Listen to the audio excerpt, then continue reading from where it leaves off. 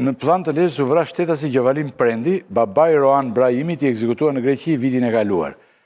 Çfarë të reja të tjera, përveç atyre që ne thamë, ka nga kjo ngjarje? Se edhe ne popull që themi plot gjëra pastaj, sa janë gjëra të ndryshme. Ne disa detaje, zotë Rakimi, kemi shpjeguar edhe të njëjtën në mbrëmje, për sa kohë ngjarja e rëndë ndodhi vetëm pak minuta përpara se të ishim në transmetim live.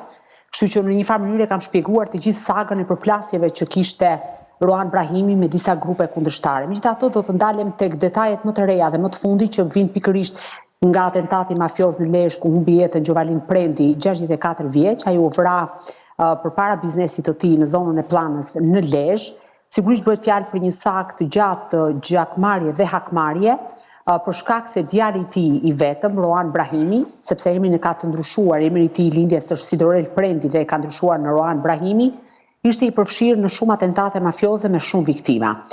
Sa i përket mekanizmit të ngjarjes, paraprakisht sipas kthyrjes së kamerave të sigurisë, por edhe sipas dëshmitarëve në vendin e ngjarjes, rezulton se automjeti i përdorur nga autorët, që është një automjet i vjedhur, ka ardhur nga zona e Milotit dhe është afruar tek biznesi i familjes Prendi. Aty babai i Roan Brahimit, Gjovalin Prendi, ka qenë duke konsumuar një kafe në prani të një personi tjetër.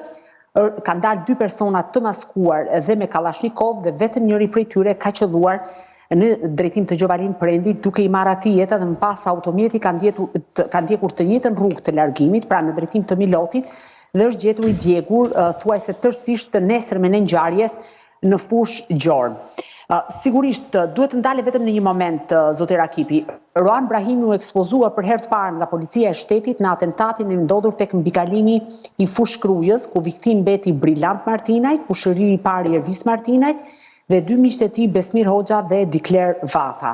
Në atë kohë, njëri nga personat e dyshuar si pjesëmarrës në këtë atentat ishte edhe Roan Brahimi, i cili bashkë me miqtë e tij, Indrit Doklen, ish antar i bandës së Durrësit dhe kreu i një prej fraksioneve të bandës së Durrësit, Alessio Dobrozin, Ramazan Rajën, nipi i ish deputetit socialist Rahman Raja dhe disa persona të tjerë dhe Fation Murati, u shpallën në kërkim policor për të marrë në pyetje në lidhje me këtë ngjarje.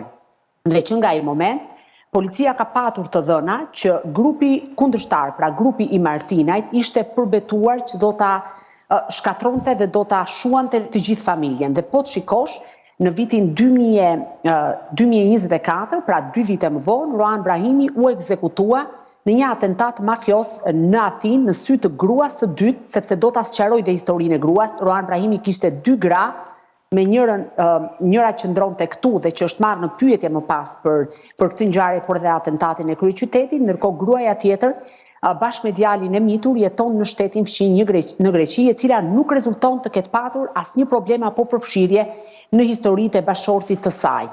Sa i përket sagës së përplasjeve, Roan Brahimi është dyshuar edhe për ngjarje të tjera të rënda, si atentati ndaj Ardian Gjeloshit, me një të plagosur dhe një të vrarë, pra u vra ekonomisti i shoqërisë Ardian Gjeloshit, ndërkohë që Gjeloshi mbeti i plagosur, është dyshuar për atentatin ndaj Ylli Ibrahimit ose Brahjas, të cilin e kishte edhe kushëri të bashortes së parë, sepse e konsideronte si një person që e kishte tradhtuar tek Martinajt, dhe në atë ngjarje mbeti gabimisht i vrarë Klisman Preqi, ishte po ashtu i dyshuar bashkë me kunatin e tij për ngjarjen e vrasjes së Gentian Betjas në Larush të fushë Krujës. Ndërkohë ka patur dhe ngjarje të tjera, po këto janë ngjarjet më të rënda. Ka patur dhe një konflikt me një grup të Tepelenës, i drejtuar nga ai që njihet si Reno i vogël, Renato Musca, që kishte të bënte me trafikun e drogës, por policia është duke verifikuar këtë pistë. Ndërkohë që familja Prendi, duhet thënë që her pas here ka marrë edhe mesazhe, nëse mund ta them kështu, kërcënuese, që pas atentatit tek mbikalimi i fushë Krujës, që kjo familje ishte në shënjestër dhe që sigurisht do të shkonte puna deri aty sa do të shuhej e gjitha. Kjo është pak a shumë e gjithë historia. Sa u përket autorëve, unë mendoj që policia është shumë larg, sepse duke qenë se ka kërkuar identifikimin e shasisë së automjetit dhe e ka dërguar jashtë vendit, për shkak edhe të pushimit të pashkëve nuk ka marrë ende përgjigje se ku është vjedhur pra definitivisht përfundimisht kjo makinë, nëse ka ardhur nga jashtë apo është vjedhur në Shqipëri, pavarësisht aludimeve që ka patur gjatë ditës së sotme në lidhje me këtë aspekt. Pra e thamë përmende veçanërisht emri Ervis Martinajt për shkak konfliktit me Roan Brahimin. pistët tjetër, cilat janë pistët konkretisht? 1, 2, 3. Se unë dëgjova që ka dhe pistat tjera. Unë ju përmenda të paktën 4 atentate ku bënte pjesë dhe dyshohej në mënyrë direkte Roan Brahimi. Pra ishte familja, nëse mund ta them kështu, grupi kriminal Martinaj, Ylli Brahja, Ardian Gjeloshi dhe Gentian Betja. Këto ishin përplasje që ai kishte të hapura dhe që ishte pyetur ose ishte shpallur në kërkim policor në lidhje me këto ngjarje.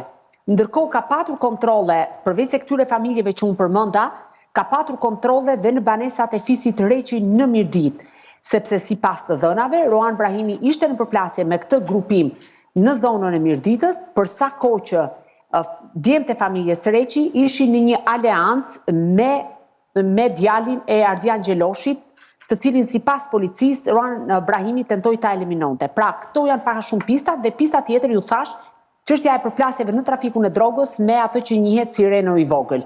Këtu është përqendruar policia, a mund të ndodhë që zbulohen të dhëna të tjera të reja? Patjetër që mund të ndodhë. Roan Brahimi ishte në konflikt me Ervis Martinaj për shkak të lëreve të fatit dhe Ervis Martinaj e kishte dhunuar në mënyrë barbare bashkë me kushëririn e tij Brillantin, kur Brillanti ishte në gjallë të tij dhe me pjesëtar të grupit kriminal në një nga ambientet dhe bizneset e tij, dhe në atë kohë ka qenë njëri nga njerëzit e familjes që thuajse ka marrë në një gjendje shumë të rënduar dhe të dhunuar Roan Brahimin për ta hequr nga duart e Ervis Martinaj dhe Brillant Martinaj. Dhe që atëherë Roan Brahimi ishte përbetuar që do të merrte hak dhe ndaj tentoi të vriste edhe Ylli Brahimin ose Brahjan, se janë të gjithë me emra të ndryshuar, për shkak se edhe pse kishte lidhje, pra e kishte krushi nga që kushëririn e tij të parë kishte për bashkëshorte, ai e dyshonte atë si njeriu që e tradhtoi dhe e shiti tek Martinaj.